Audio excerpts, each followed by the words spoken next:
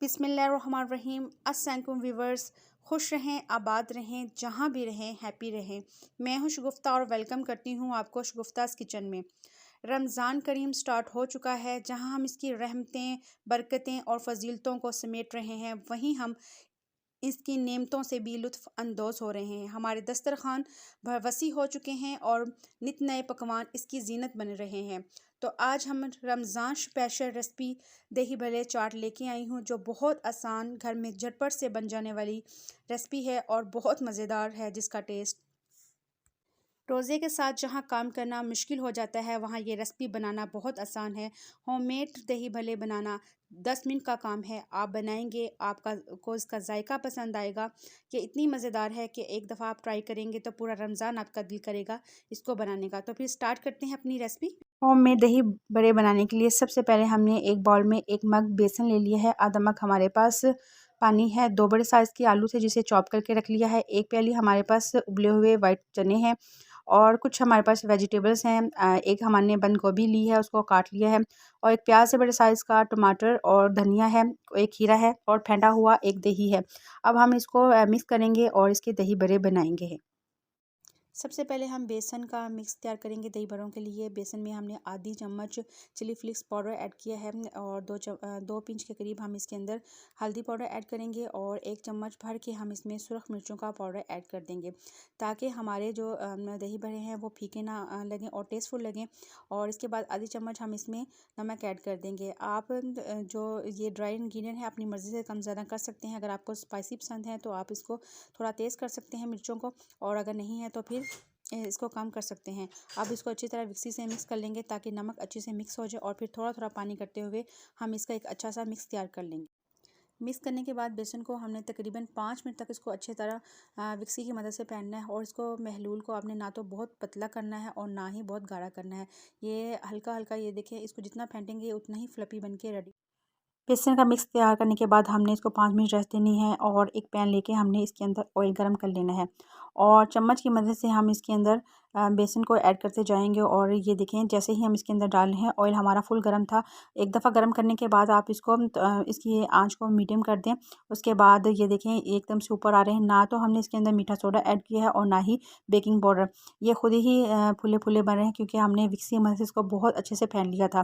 बिल्कुल आपने इसका बैटर ऐसे बनाना है जैसे आप केक का बैटर तैयार करते हैं। और ये देखें, इसको फ्राई तकरीबन हमने 2 मिनट तक बिल्कुल भी नहीं इसको टच करना। उसके बाद हम इसको दूसरी साइड से पलट देंगे। ये एक साइड से फ्राई हो चुके हैं। हमने इसको 2 मिनट फ्राई करने के बाद इसकी साइड चेंज कर दी है, और ये देखें दूसरी साइड से भी अच्छे से फ्राई हो जाएंगे। इनको एक दफ़ा फ्राई करते हुए तकरीबन हमें 4 से 5 मिनट लगेंगे, और ये अच्छे से फ्राई हो जाएंगे। और फ्लेम को आपने बिल्कुल हल्का रखना है, क्योंकि ये अच्छे से गोल्डन हो जाए, इसको जले ना, और अंदर तक ये कुक हो जाए, क्योंकि बेसन अगर कच्चा सा रह जाए तो पेट में दर्द स्टार्ट हो जाता है। इसलिए आप थोड़ा सा ख्याल रखें, वरना ये एकदम से परफेक्ट बन के रेडी हो जाएंगे और बहुत मज़ेदार लगेंगे।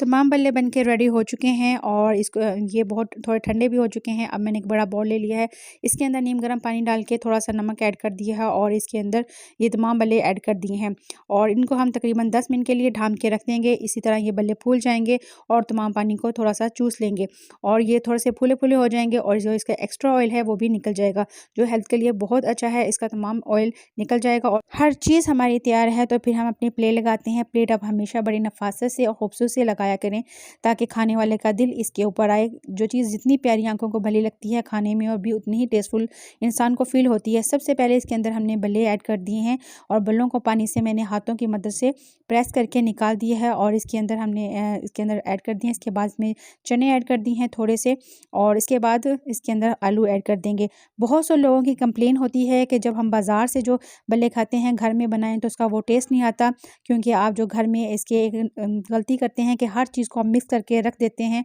आप जिसने जब खानी हो आप उसी वक्त ताज़ा से प्लेट तैयार करें। बाज़ार में आपने देखा होगा कि हर चीज़ अलग अलग से रखी होती है। जब कोई लेता है तो उसके लिए वो एक अलग से प्लेट तैयार करते हैं।